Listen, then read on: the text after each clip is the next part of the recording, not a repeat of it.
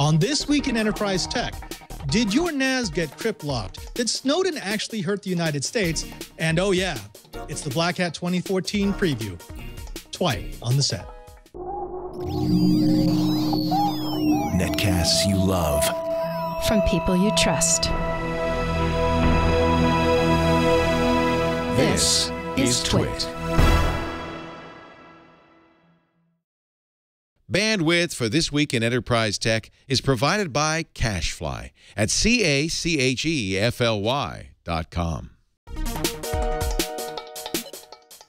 This is Twit, This Week in Enterprise Tech, episode 102, recorded August 4th, 2014. Blackhat 2014 pre-show. This Week in Enterprise Tech is brought to you by Prosper. Prosper is a peer-to-peer lending marketplace that connects people who are looking to borrow money with those who have money to lend. Visit prosper.com/twit and receive a $50 Visa prepaid card when you get a loan.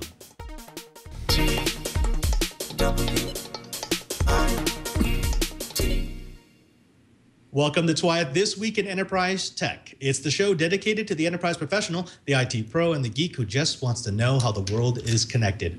I'm Father Robert Ballecer, your host and guide to all things in the enterprise. And of course, I'm joined by my regular all-star cast of characters, starting with the man to my left, but really is probably in Hawaii, Mr. Brian Chee, the director of the Advanced Network Computing Laboratory in Honolulu, Hawaii. But right now with a huge gargantuan face because it's so close to the camera. Brian, how are you?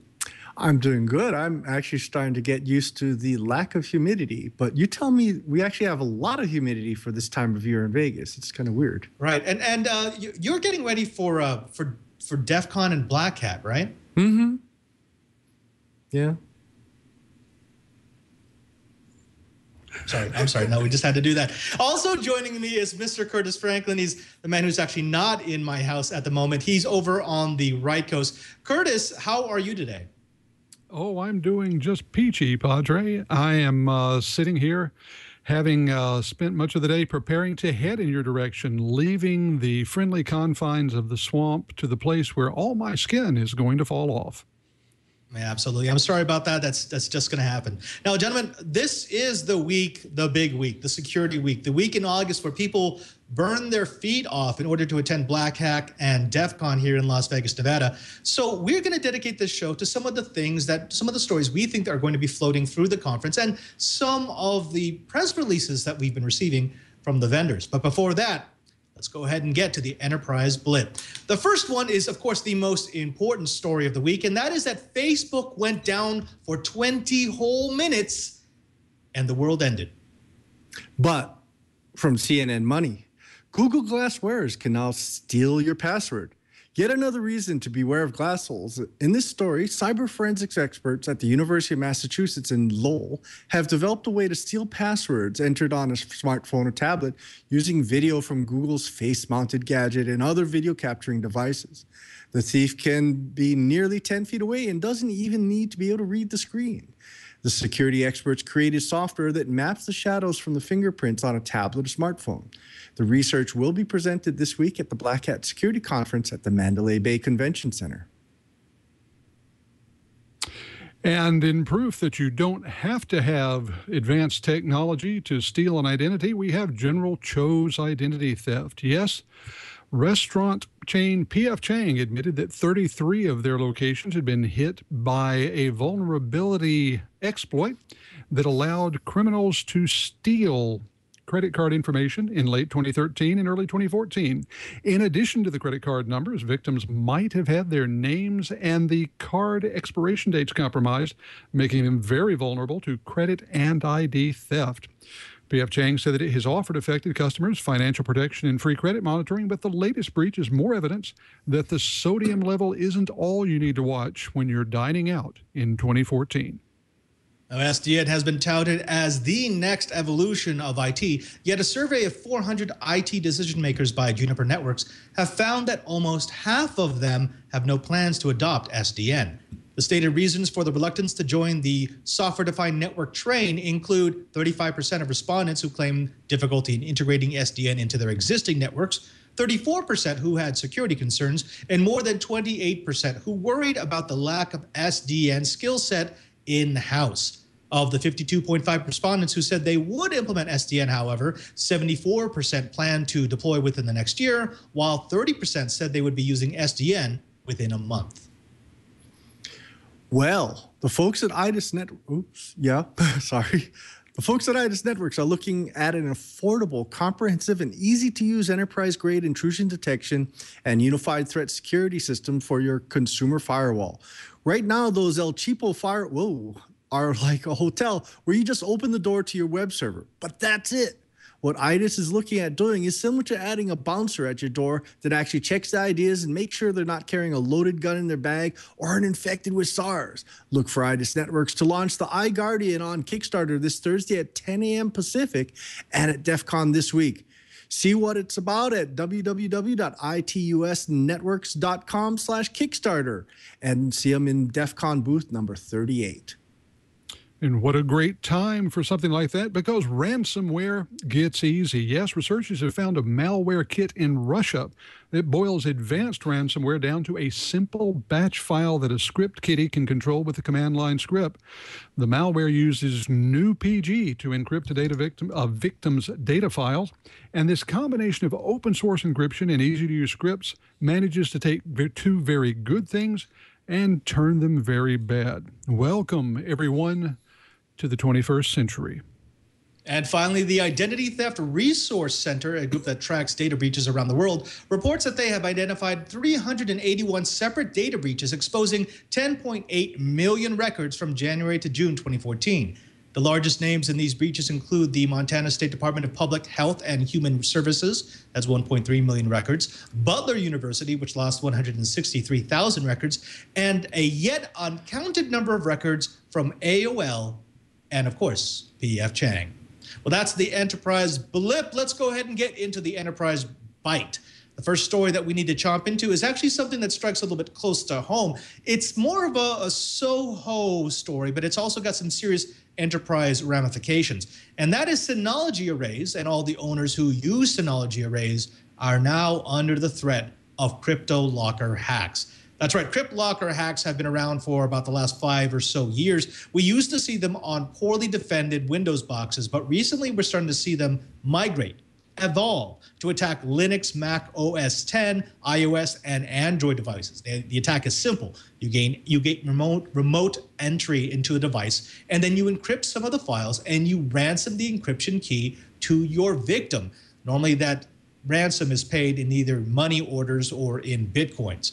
Now, that threat has evolved once more to attack not just desktops and laptops and mobile devices, but it's targeting Synology's NAS boxes. Users of Synology network-attached storage devices can now be hacked directly on their NAS. What will happen is the attacker will encrypt part of the files that are on the NAS, and then you'll have to pay a ransom to get it back. Now, Brian, I'm not sure if you went ahead and downloaded the file from the Dropbox, but if you did, go ahead and run it here. You may have heard by now that this is a statement from the company that DSM is undergoing a Cryptolocker hack called Synologys. As of yesterday, that's 8/3/2014. It's a Bitcoin mining hack that encrypts portions of the data on your array and ransoms the decryption key for 0.6 Bitcoins, which is about $350. So far, it looks like the matter is localized to non-updated versions of DSM, that's their operating system, 4.3, but we are actively working on and researching the issues to see if it affects DSM 5.0, that's their latest version as well. Now, in the interim, Synology is asking their users to basically be ultra paranoid. A, close all open ports to external access as soon as possible, and or, this is the big one, unplug your disk rack station from your router. They want you to update your DSM to the latest version, back up your data as soon as possible, and then they promise Synology will provide further information as soon as it is available. Now, Brian, let me throw this over to you first. This is kind of unprecedented when you have a device manufacturer who is going the distance of saying, we don't know yet how this affects the latest version of our operating system. The best thing you can do is to turn it off or completely disconnect it from the outside world. Oh, what Synology is trying to do is say, let's be really, really cautious. Your data is valuable to you, and as a result, it's also valuable to us. Let's go err on the side of caution and give our experts time to go and find out whether we really are vulnerable or not. But in the meantime, let's be safe. Yeah, let's be safe. Curtis, they're also saying that if your NAS has been infected, that they first do not want you to trust any email from unauthorized, non-genuine Synology email. They say that their email, of course, always includes the Synology.com email because the address, because they don't want people to make the situation worse. And they say to do a hard shutdown of your disk or rack station once you've disconnected it by going ahead and holding down the power button. This is kind of an unprecedented move. I mean, if your company is based on the secure storage of people's data, and you're now saying the only way to make it secure is to shut it down, that's not a good thing, right? Well, I think that it is, of course, not a good thing. On the other hand, I think what we may be seeing here is an entirely appropriate response, saying, we know that people depend on us. We want them to continue to depend on us. And the only way to make sure that can happen is to follow some fairly drastic measures. I think this is similar in some ways to what we've just seen in an entirely different realm up in Toledo, Ohio, where they encountered some small levels of some toxins in the water. So they told everyone not to drink it, but not to use it for bathing, not to use it for washing, not to use it for any purpose for 3 days. Was that a drastic set of steps? Yes. But they wanted to act out of an abundance of caution. And I think that what we see here is that, DSM is doing the same thing, acting out of an abundance of caution. And most customers, I think, are going to appreciate that, even if they find it a bit of a pain to comply. All right, we've got Yogi in the chat room who's actually asked a pretty decent question, which is, I don't get it. How can a NAS be infected with malware? I mean, when we think about a NAS, we think of it's a box, right? It's a box that connects to your drives, and then it connects to your network, so you can access your drives. Well, the thing is, NASs have becoming more and more sophisticated over the years. The consumer-grade NAS that you used to buy that included one drive and then maybe got you really, really slow access to your data, those really aren't around anymore. Synology NASs and most NASs from other manufacturers run on some flavor of Linux. In this case, the flavor of Linux had a backdoor or a security hole, I'm not going to call it a backdoor, that allowed someone to remotely execute code.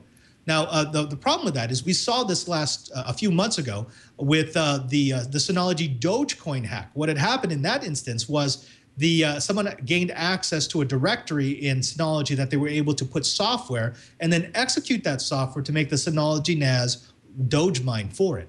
This is essentially the same thing. It's just a remote execution of a piece of software. The only difference is that it's happening on your NAS, which is responsible for your data. Chee, I want to throw this to you one more time. You've already had a little bit of panic surrounding this because you've run some Synology boxes. This is difficult for those who run a lot of remote IT, right? Because the idea of doing a hard shutdown or disconnecting something from the network means you now need remote hands to go back and turn it on. Yeah, well, in this case, one nice thing about the Synology is you can set the status of what the NAS does when it comes from a power outage. So when I get the all clear from the Synology folks, I'm actually just going to power cycle that socket on the power distribution unit in my data center. So I can still bring it back. And they also have Wake on LAN. So as long as I have a trusted machine on that network, I can SSH into that and issue a Wake on LAN command also. Right. Let's just hope for the best. Hopefully Synology will come back saying that DSM 5.0 is immune from the bug. And if that's the case, then just like it was with the Dogecoin hack, it comes back to people, you need to keep your devices up to date. Let's move on to the next story. And that is, well, it's going to be a bit contentious, but everyone keep an open mind, take a deep cleansing breath, because we're going to talk about Snowden for a bit. For nearly a year now, the United States government officials have said that the revelations from former NSA contract worker Edward Snowden have harmed national security and allowed terrorists to develop their own countermeasures. Well, we've mostly been skeptical of those claims, especially since these same officials haven't really offered us any believable proof that those revelations have harmed national security beyond egg on their faces. However, now an independent tech firm in Cambridge, Massachusetts, says it has used big data analysis of tangible data within the communication patterns of terrorist cells to quantify and qualify the damage to national security. The firm Recorded Future is releasing a report that comes to the conclusion that the Snowden documents forced Al-Qaeda to dramatically change the way that it communicates online. The company brought in cyber expert Mario Vuscan, the CEO of Reversing Labs, to investigate the technical aspects of the new software being used. Vuscan essentially reverse engineered the 2013 encryption updates that Al-Qaeda used and found not only more sophisticated software, but also newly available downloads that have found encryption on cell phones, Android products, and Macs. And as it turns out, as they looked through their data, what they found that Al-Qaeda wasn't just tinkering, but that all of these changes happened within 4 months of the revelations, suggesting a causal change. Now, I want to throw this over to you first, Curtis. This is nice. It's nice to know that we can put a little bit of weight behind saying that, yeah, the revelations of what we've been doing in security have hurt our ability to surveil those who wish harm upon the United States. But this doesn't really change any of the ways that people are going to feel about Snowden, right? Oh, I don't think it does. The people who support him will say that these are evolutionary changes that were probably underway anyway. And the most that happened was that they accelerated a little bit. Those who oppose Snowden and what he did will say that the opponents got a bit less stupid, that he was able to educate our enemies, and that causes direct harm. And I suspect that, as in so many cases, the truth lies somewhere between these. I mean, it is a fact that relatively few of the criminals out there, whether they're criminals with a political motivation or a commercial motivation, very few of them are actually criminal geniuses. They tend to be people who take advantage of opportunities. And so law enforcement of various sorts takes advantage of that, takes advantage of the weaknesses, the vulnerabilities, and frankly, the stupidity of many of these actors. When you educate them, it raises the floor. It increases the burden on law enforcement and anti-terrorist sorts.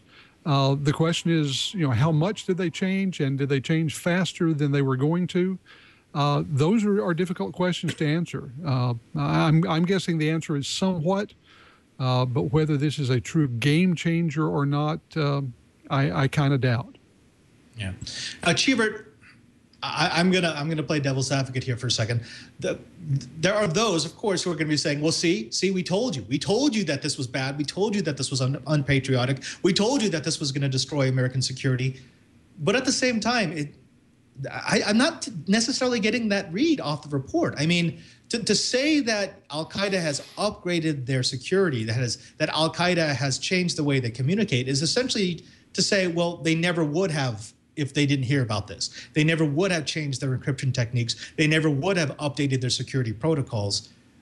Isn't this just, it's sort of a coincidence? It's like, yeah, okay, they found out that the United States was trying to listen in on their conversations, but they knew that before. Is it kind of specious to say that this caused Al-Qaeda to upgrade their capabilities?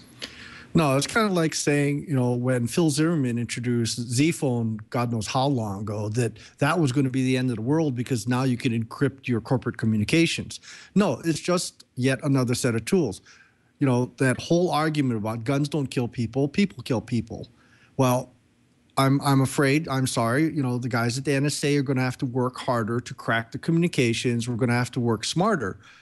But the tools have been there. And we could not have expected them to stay dumb forever.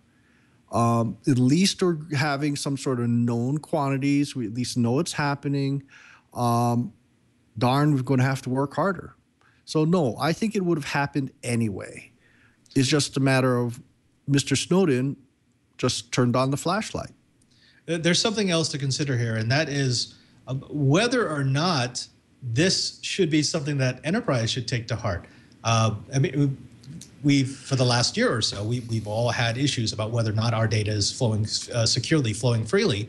But in this report, we could take it the other way and say, well, should we now be using the same encryption that Al-Qaeda is using? Should we now be using Zphone now that we know that that's a headache for the NSA? Should we now all be encrypting all of our traffic to make it almost impossible for you to pick an encrypted needle out of an encrypted haystack?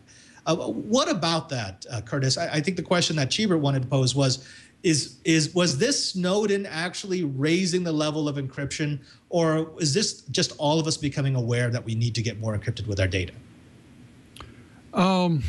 I think, again, there's a little bit of both. Is the overall awareness of encryption going up?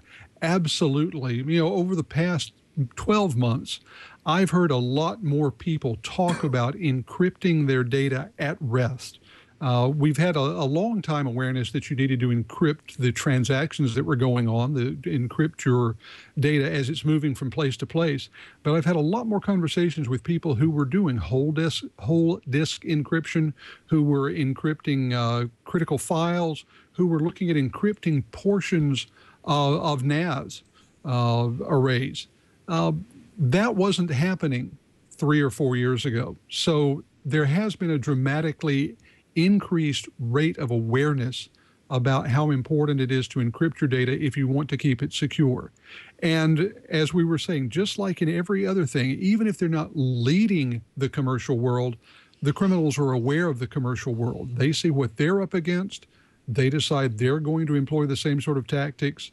It is an arms race, and everyone in the industry knows that it's an arms race. One side will have the lead for a while, then the other. Mr. Snowden changed the balance perhaps a little bit for a short period of time, but I think that it's no more than a few months shift in the balance, if that. I think we should just all act as if we are sitting in Vegas for Blackhat and DEF CON and just encrypt everything. Let's move on to the next story. This comes from CNN Money. Your car is a giant computer, and it can be hacked. Now, the reason why we bring this up, even though it sounds like a consumer story, is that especially when we start talking about the Internet of Things, when we start talking about everything connected to everything, these sort of hacks are going to become more prevalent. Imagine driving down the highway at 70 miles per hour when suddenly your wheel turns hard right. You crash, and it was because someone had hacked your car. This would have been impossible a couple of years ago, but now with all cars having computers and hydraulic/computer assisted turns and brakes, well, it's not just possible, it's kind of easy. Interviews with automakers, suppliers, and security advisors reveal major problems with the new wave of connected cars. The inside of your car has ancient technology that presents a security risk, and unfortunately, when connected with the technology that actually controls your car, it means that, yeah, that hacks. The 50 to 100 tiny computers that control your steering, acceleration, and brakes are really, really dumb. They rarely conduct authentication checks or check whether that message is really coming from you. In other words, it would be like running your computer on the internet with no username, no password, and a big sign that said, "Hack me." The computer code in car is outdated. It's similar to the on-off switches used in industrial controls, which means that it's easily manipulated. And they also found out that much like the human central nervous system, every electronic part inside of a car is connected to a central spine. You tap one part and you can reach all the others. Now, Chee, let me just start with a question here, silly question here. Are we going to have to start running antiviruses on our cars? Well, I certainly saw that in a couple of science fiction movies or books and so forth. Yeah, it's very much like what's happening with SCADA. You know, we can't stay dumb forever. If you got onto a physical SCADA control system in the past, you could go and wreak havoc.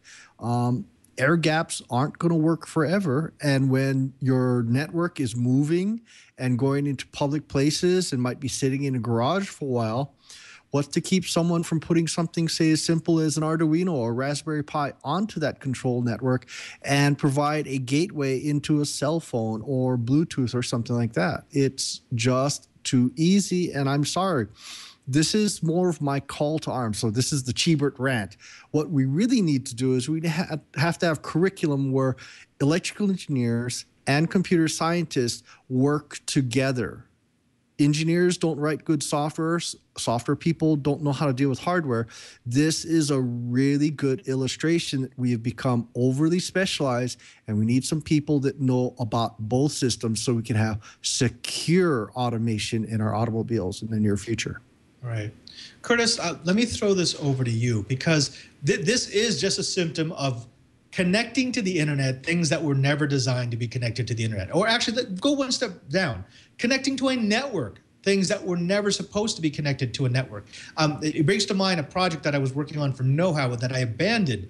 I got my hands on one of the new Mercedes that have the driving assist that keep you from wandering from lane to lane, that keep you from running into cars at speed. Very cool technology, but the computer was completely accessible. It was not defended. All you needed was a physical connection, even if that physical connection came in the form of wireless that you plugged into the onboard data port.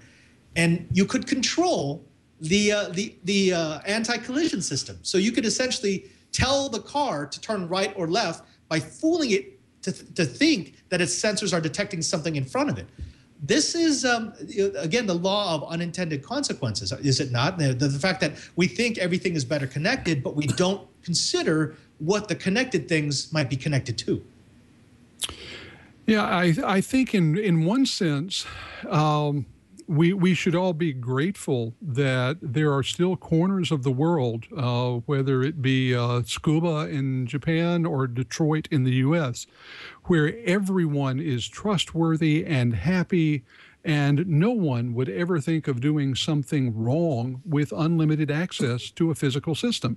That's obviously the world that many of these engineers live in, and I'm happy for them. For the rest of us, this does create some issues. And the thing is, it creates issues not only for the future. I mean, a lot of people have gone off and said, well, what happens with self-driving cars and all that? But as you point out, this is a very real issue for cars that we're driving around today. And all we have to do is look at what General Motors is currently going through regarding their reluctance to change out a simple physical ignition switch to understand just how enormous the headache might be if there's a major software vulnerability that becomes exploited.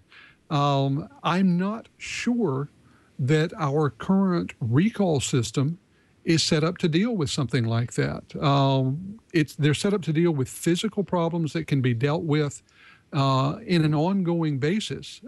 The idea of something as time critical as a zero-day exploit is as foreign to the automotive industry as, I don't know, putting a propeller and rudder on the back of their cars.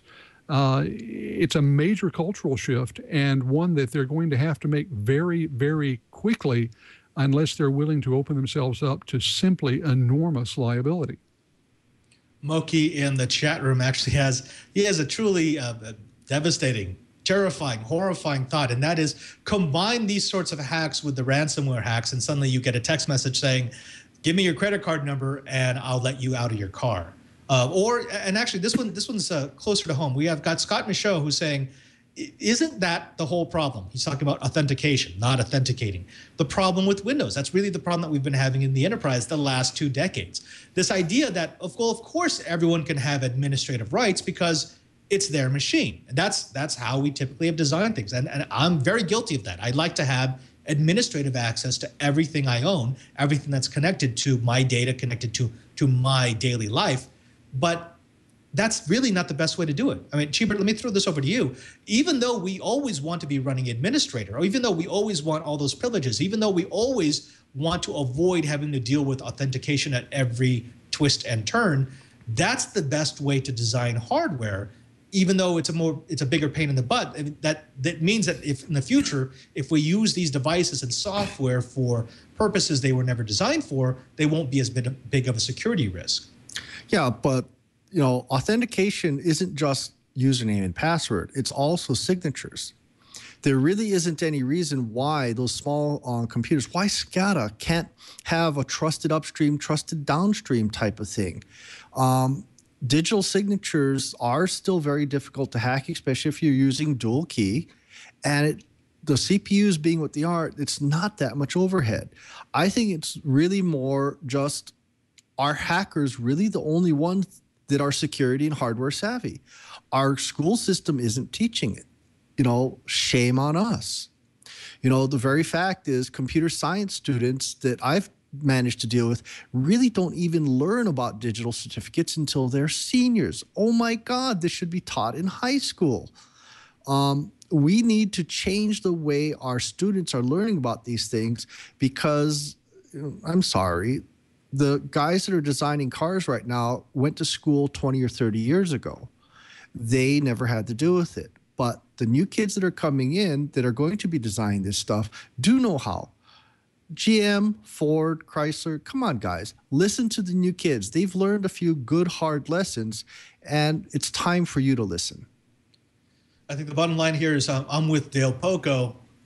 Damn those hackers. Now I know why my car keeps turning into McDonald's. Let's go on to the next story from the Business Insider. This is something that I think everyone probably has heard at least a little bit about.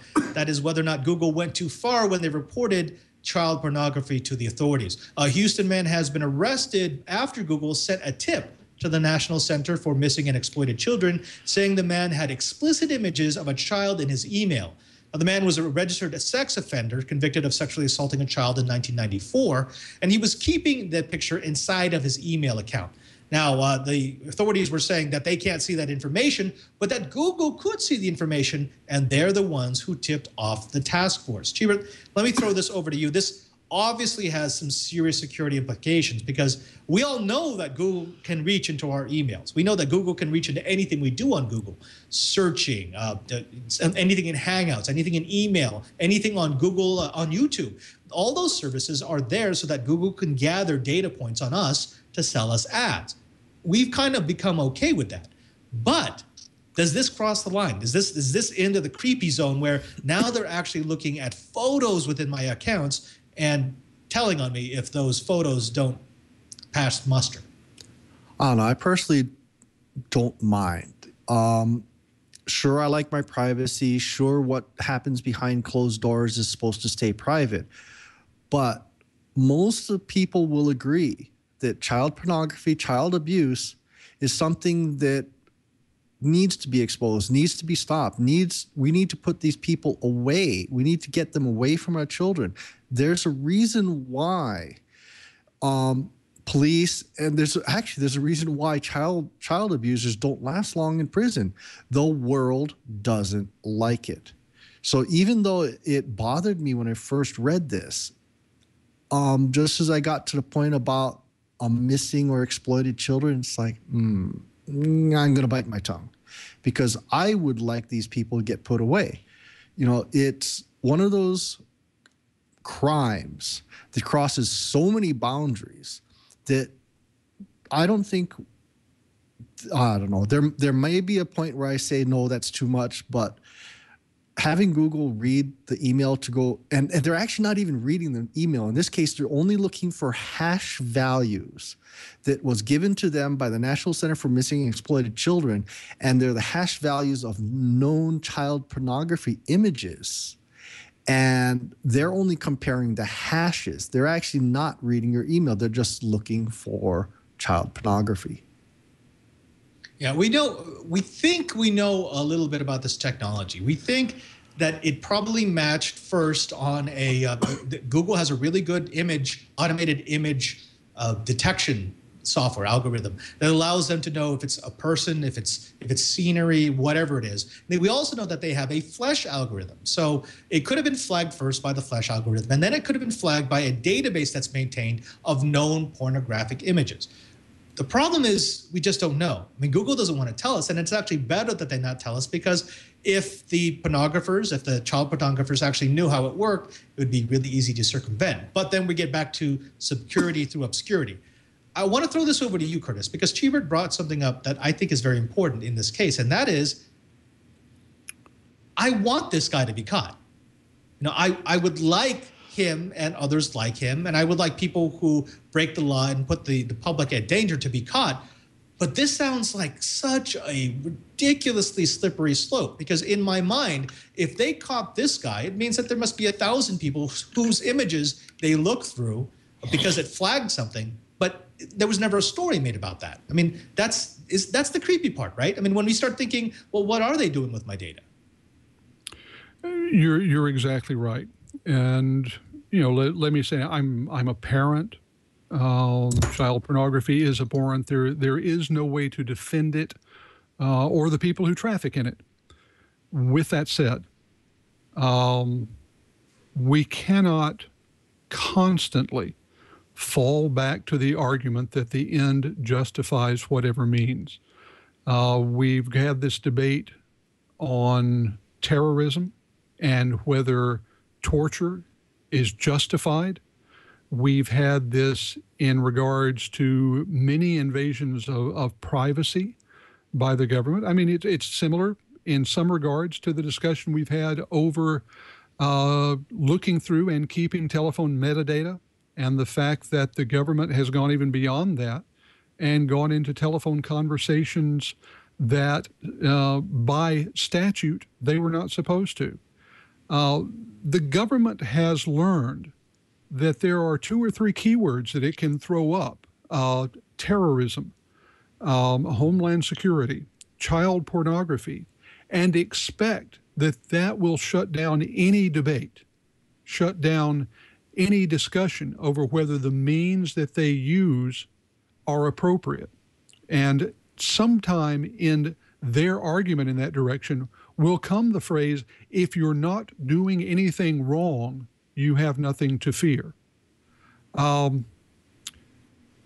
is not an appropriate argument to make in a system with the basis that we claim is the basis for the United States. There are systems where that's a perfectly valid basis, but not the United States. I think this is beyond a slippery slope. Again, do I want this guy caught? Absolutely. Do I care how he is caught?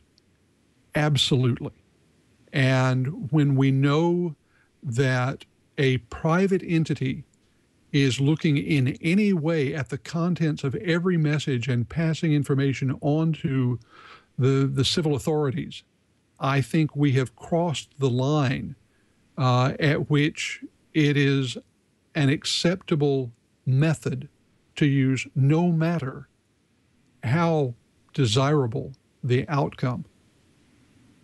Gentlemen, I want to continue this discussion, but unfortunately, we're kind of pushing up against the deadline here. So I will do this. We have a all-twit crossover episode next week between This Week in Enterprise Tech and This Week in Law. The hosts are going to come together, and I want one of the stories to be this, because this goes beyond child pornography. This goes beyond law enforcement. There is something else here, and that is what we sign away when we sign EULAs, or what we sign away when we get employment at an agency. There was actually a comment in the chat room that was very good, saying the part that disturbed him the most was the fact that you had a law enforcement official saying, well, we couldn't do that. We couldn't reach into someone's email, but Google can. If Google gives us the image, then we can act.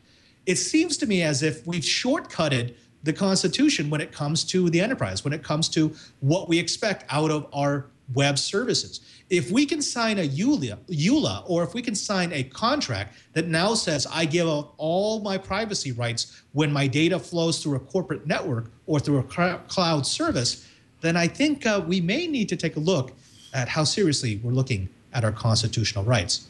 Now, when we come back, we're going to be talking all about Blackhat and DEF CON. We're going to bring up some of our favorite pre-show stories and maybe go over some geeking with you. But before that, I want to take a moment to thank the first sponsor of This Week in Enterprise Tech, and that's Prosper.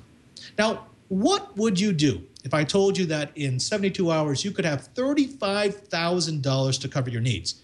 Well, what would you do with it? Would you consolidate your high-rate credit card debts? Would you start a business? Would you finally do that home improvement project that you've been putting off year after year? Well, what if I told you that by filling out an easy online application and providing a few details, you could see that rate online instantly without ever stepping foot in a bank? Well, that's not fantasy, folks. That's Prosper. Prosper offers low fixed rates, unsecured personal loans, and has multi-year terms available. I remember a long time ago when my computer consultation company grew past my resources. This was before I entered the priesthood. I needed cash. It was a successful business, but I needed to be able to continue my operations until I could collect on my contracts, which means, unfortunately, that I needed a loan from a bank. And that process was just as demeaning as it was confusing, showing one bank manager after another that my business wasn't just cash positive, but profit flush, with a need for just enough to fulfill my contracts. I wish Prosper had existed back then, because I could have saved myself the wear and tear of the bank shuffle and gotten the cash I needed immediately. Prosper is an innovative peer-to-peer lending process, Silicon Valley's answer to a more modern, community-based personal loan.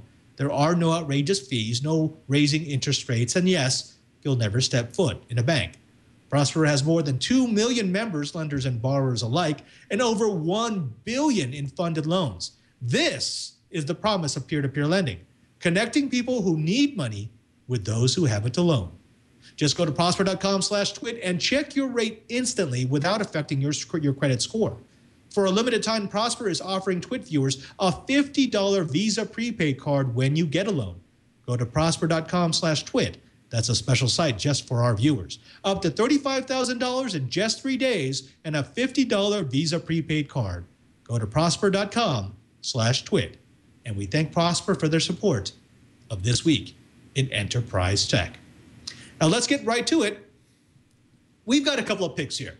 And my first pick is the Pwnie Express. I got an email from a friend over at Pwnie Express who wanted to share with me one of the exciting announcements that they're going to be making at Blackhat this year. Now, if you don't know Pwnie Express, they're known for making security assessment devices. They're very popular at DEF CON. It's basically a plug-and-play appliance that can do scanning, pen testing, sniffing, spoofing, pretty much anything you might want to do whenever you're doing a security assessment.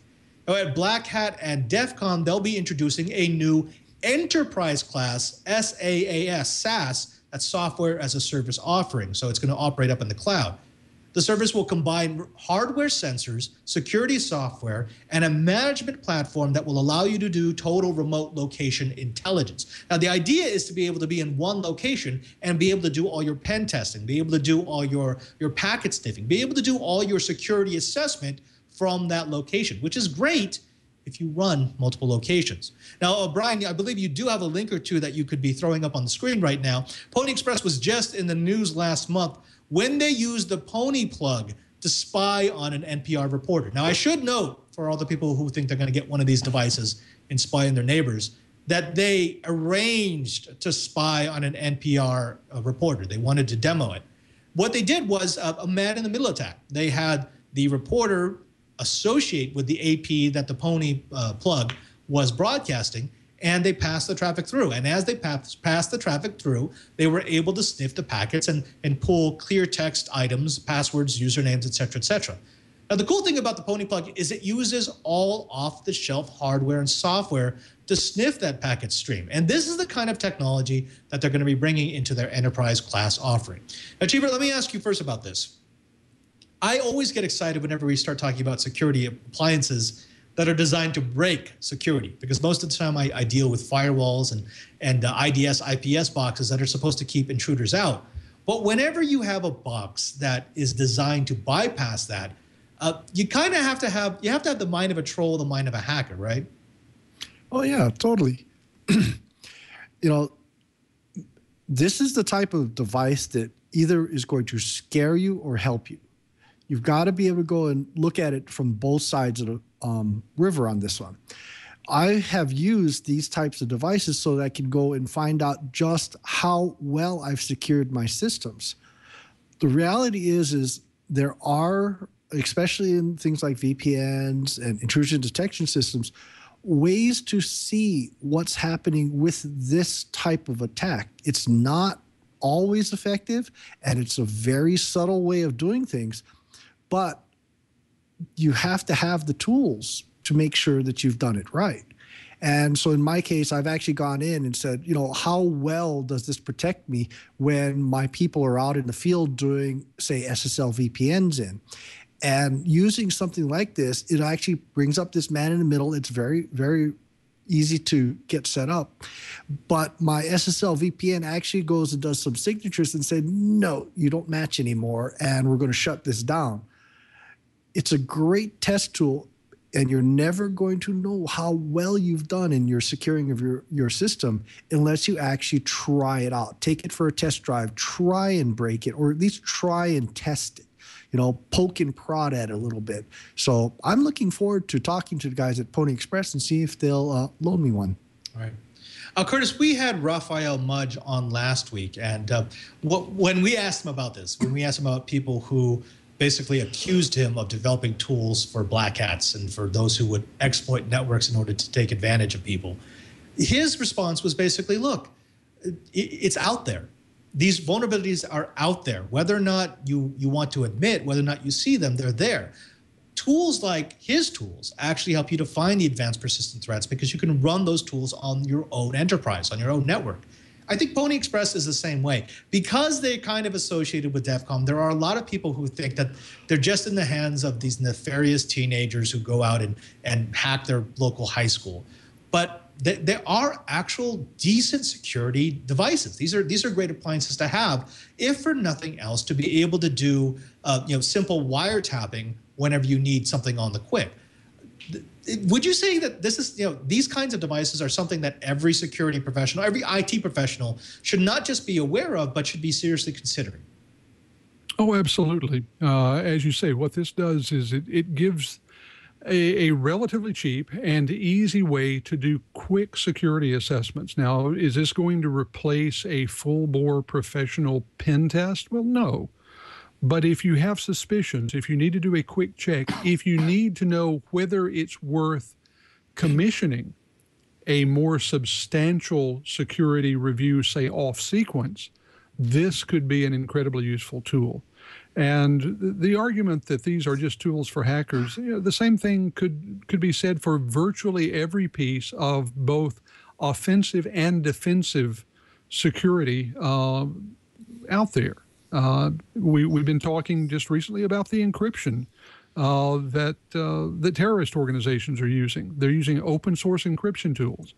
Does the fact that they can use them mean that no one should be able to use them? Of course not. It simply means that the tools are out there, the vulnerabilities are out there. It behooves everyone to be as prepared as possible, and a tool like this goes a long way toward making that possible. Thank you, Curtis. On to you, Cheebert. You've got a pick for a booth that you want to hit at Blackhat. Oh, yeah. Well, I've had a long relationship with Fluke Networks, and considering that story about the Massachusetts group that created glassware that can actually watch, not even watch, you can't even, in this case, you don't even need to see the screen. All it does is maps the shadows of your fingers to be able to steal passwords into iPads, iPhones, and so forth. Well, Fluke Networks is going to be announcing a new, I guess you would call it an add-on feature set to their Air Magnet Enterprise system.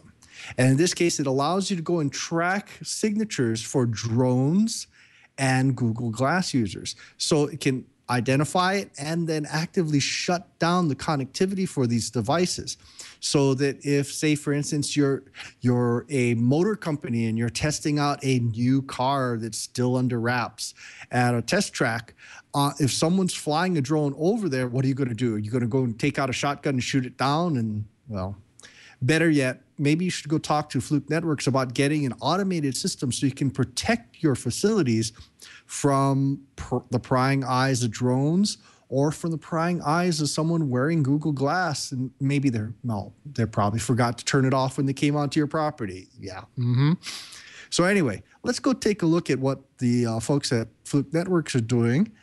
And, who knows? Maybe you'll find a nice match for what you're going to get ready to do.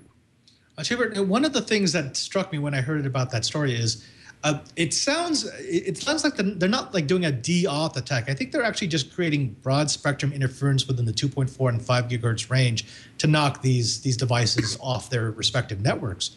But if they do that, they run afoul of the FCC, right? You can't cause interference to knock off communications. I mean, if it happens just inadvertently because of the amount of energy running through the air, that's one thing. But if you have a device that's specifically targeting devices to knock them off a network, that I don't see how that becomes legal. Actually, I don't think that's a problem because remember, the 2.4 and 5.8 gigahertz is the wild, wild west. It is unregulated. And you technically do own at least a little bit of the airspace considered as part of your property. So if you set a policy saying, no, I'm not going to allow this particular type of RF, I think comes into a very gray area. And I should also point out that air magnet has been around a long time, and it's not just the 2.4 and 5.8 gigahertz range. They have radios in lots of different ranges and will detect things other than Wi-Fi devices. When I first reviewed the air magnet system, probably back before 2000, it was also able to help me identify things like leaky microwave clystrons, sodium lights, and things like that. It helped me identify all kinds of things in the environment that would be detrimental to the Wi-Fi arena. So I'm saying, yeah, let's go and take a look at what Fluke Networks has. They're at the Blackhat booth number 1123. All right, Curtis, what is your first pick for Blackhat? My first pick for Blackhat is from Mocana. And what they're doing is dealing with some of the OpenSSL vulnerabilities. I'm still waiting on some details because while they're there, they will be announcing a drop-in open source replacement for, well, theirs is an open source, but theirs is a replacement for the open source SSL stack that most Apache web servers are using. We know that there are vulnerabilities for both SSL and TLS. They're providing a drop-in that will make those more secure, patch up some of the known vulnerabilities. And for all of the companies that are using SSL to encrypt the communications back and forth with customers, with partners, with employees out in the field, this could be an enormous thing. It's not real sexy. It's not glamorous, but boy, howdy, is it necessary. Yeah, the non-sexy, non-glamorous stuff, that's the booths that you often just move past. You go, oh, okay, that's interesting. But they are often the ones that you're going to use most often. I want to go into my next pick. I've got Checkmarks. It's a vulnerability code scanner. And I have to admit that the only reason why I picked this one is because I also run a show on the Twit Network called Coding 101. I find this fascinating. They developed a software suite that can scan uncompiled code for potential vulnerabilities and exploits. The way it works is that you load the code into the scanner. It targets individual pieces with a list of known vulnerabilities and theoretical best practices and regulatory compliance practices. Then it alerts you when that piece of code will be vulnerable to an exploit or if it's in violation of best practices or the regulatory compliance rules that you have for your particular business. Now, here's the cool part, because I've seen software that does that before. It doesn't just tell you where the weakness is. It actually identifies where the fix should go. Because if you've been programming, especially if you've been programming in a group, sometimes you can fix an exploit at a different spot, and it will sort of cascade down to other modules, which just makes for much better programming. This is something that we've been playing with for a while. This idea of making sure your code is least buggy as possible before you actually release it. It kind of fascinates me that they've created a product that seems to be pretty dang good. They're going to be both at Blackhat, and I believe they've got at least a person who's going to be showing up at DEF CON. So if I can, I'm going to go ahead and check out Checkmarks. Now, Cheebert, you've got a shout out to a friend of the show. Oh, we love Rafael Mudge, the ethical hacker. And he is actually going to be blipping back and forth between Blackhat and DEF CON this year. And I wasn't able to get a hold of him in time to find out what his booth numbers are. So, Rafael, I'm hoping you're in the chat room. But anyway, the ethical hacker and his Cobalt Strike has been it's been the foundation of a lot of red teams The whole concept of a cyber range is kind of like a shooting range. You want to be able to have a safe place to go and practice your art, because knowing the best attacks also gives you a great clue on how to secure your systems. So, Rafael, we love you, dude. You scare the pants off the chat room every time you're on. We love your product. I'm eating the learning curve as fast as possible. And I love the fact that Rafael has been instrumental in a lot of the cyber range activities all across the nation. And thank you so much for the support from my students when we built the cyber range last year in Honolulu. And look forward to seeing you at DEF CON in Blackhat, dude. Go Red Team. Curtis, you've got a second pick. That I do. You know, while there are a lot of products that are introduced at Blackhat, there are also a lot of announcements about vulnerabilities that have been found. That's a big part of what the conference is about. But companies release announcements of vulnerabilities too. We have a company called Synapsis Research Labs, and they have released 6 critical security advisories for companies using SAP's HANA architecture. Now, if you're not living in the big enterprise ERP space, HANA is SAP's in-memory computing architecture. Basically, what they do is take a large piece of their huge corporate database, suck it into RAM, and run queries on it. They're able to do complex analysis at lightning speeds on intensely expensive pieces of hardware. I've seen some of these, and we're talking about hardware with upwards of 32 to even 64 terabytes of RAM. And what Synapsis has done is found some new vulnerabilities, including things like cross-site scripting vulnerabilities in the HANA administration tool, authentication bypass, missing encryption, verb tampering issues, missing authorization checks. None of these are vulnerabilities where they say you should immediately stop using HANA, but they all point to the fact that this is a technology that has come onto the market and evolved very rapidly. And we've seen many, many times that rapidly evolving software can have vulnerabilities. In this case, it can simply be vulnerabilities in significant enterprise, largest and most critical databases. Thank you. Indeed, indeed. Now, my last pick, I was searching through all the Blackhat emails that I've received over the last month or so, and this one struck my eye because it's not network protection. I mean, it is, but in a different way. Now, most of our security efforts are focused on stopping network or email fraudsters, but there aren't that many that can do the same thing for phone scamming. It's not as simple as hanging up on a telemarketer, especially if you're running a larger enterprise. As anyone at Blackhat or DEF CON can attest to, it's often the human resource that fails the security audit. And one of the ways that they're not used to being pen tested is through the phone. It's way easier to social engineer yourself into access that you shouldn't have, and the phone is a big part of that. Well, there's a company called Pindrop that is trying to change all that. They say that they stop fraudsters and telemarketers before they stop. Now, here's the idea. It integrates into your existing call center or VoIP setup to capture fraudulent calls before they get to your users. They use a variety of methods. The first is threat intelligence. So they keep a database, in fact, the largest database of quote-unquote bad actor phone numbers. But that only helps if the bad actors are being honest about what number they're coming from. They often try to spoof. So they also use what's called audio intelligence. And this is the part that I love. They look for acoustic signatures within the call itself to detect if an automated system is being used to bypass your phone trees, as well as any robo-dialers that might be looking for live people that then hand off calls to live fraudsters. So you can't fake the audio signature. Your audio signature is going to be the same as long as you're using the same pieces of hardware.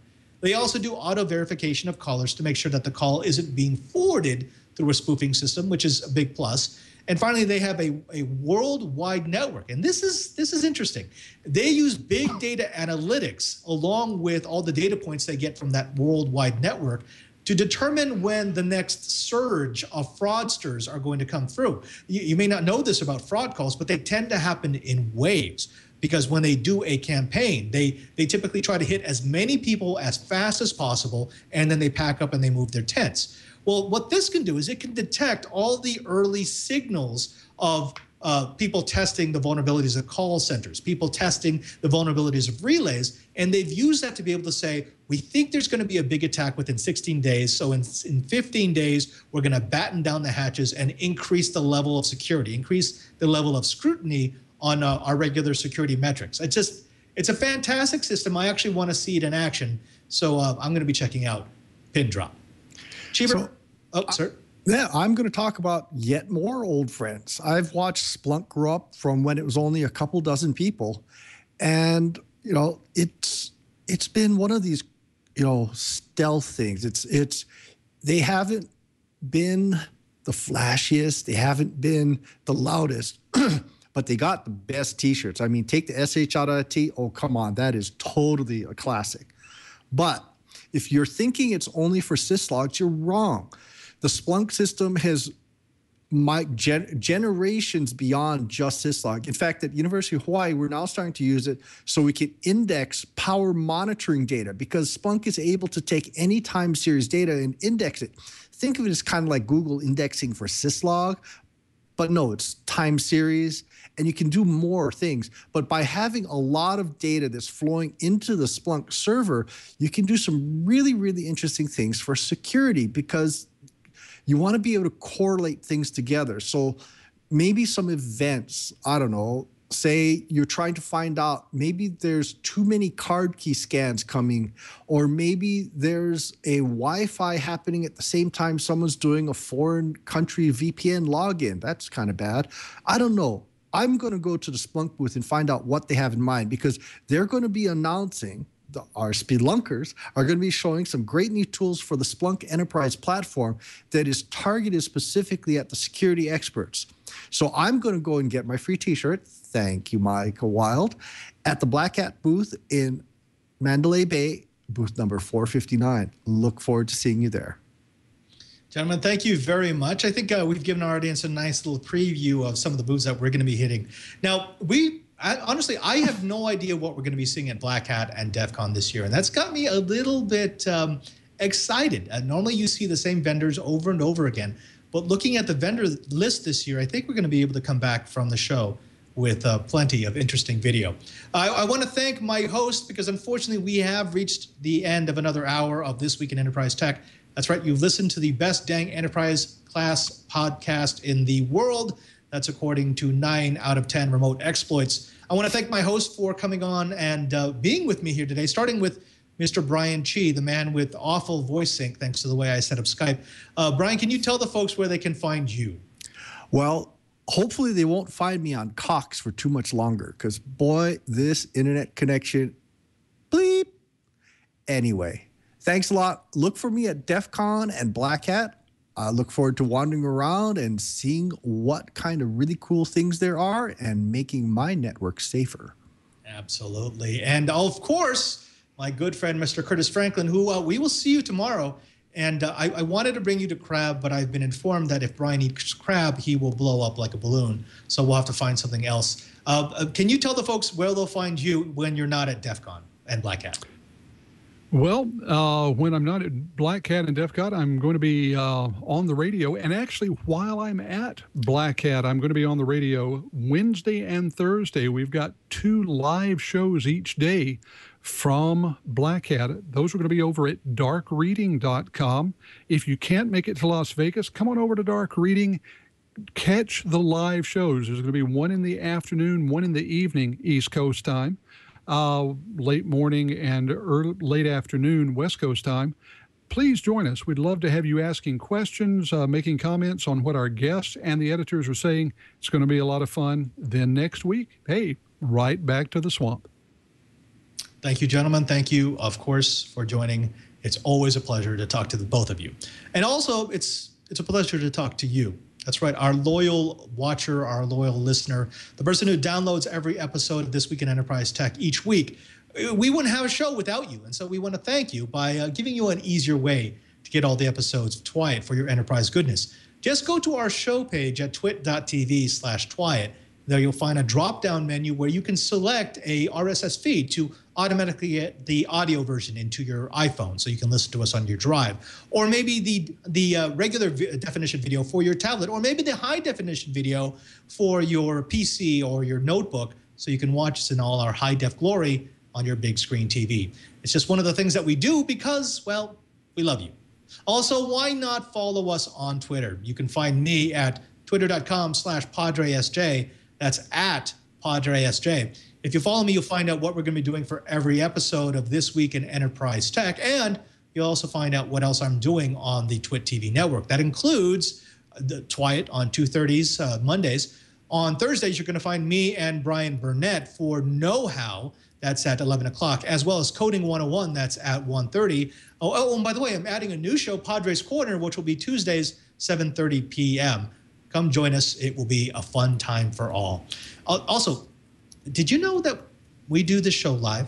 That's right. Every Monday at 2:30, you're going to find us at live.twit.tv. If you join us early and stay late, you'll see the pre-show, the post-show, and all the little foibles and bloopers that get taken out of the final cut. Just go ahead and join us. And as long as you're here, jump into the chat room at irc.twit.tv and be entertained by some of the brightest engineers, some of the funniest trolls, and just some of the coolest people to call themselves part of the Twit Army. Finally, I want to thank everyone who made this show possible. Of course, to my co-hosts, to Lisa and Leo, but especially to my TD stand-in today, Mr. Brian Burnett. Brian, I don't know if you've got a camera turned on yourself, but if you do, could you tell the folks where they could find you on the Twit TV network? They can find me in the darkness at Twit. No, you can find me at cranky_hippo on Twitter. And like Padre said earlier, Know How on Thursdays, where we do some crazy projects. I've been enjoying that lunchbox project we've been doing. What lunchbox? You know, where you bring your lunchbox to work and then I eat all the food in yes. it. No, I'm down with that. No, the Thank you, RC Brian. car lunchbox, Padre. That thing. Yes, please. Yeah, especially join us on Know How. That show is a lot of fun. But until next time, I'm Father Robert Ballecer, just reminding you that if you want to know what's going on in the enterprise, just keep quiet.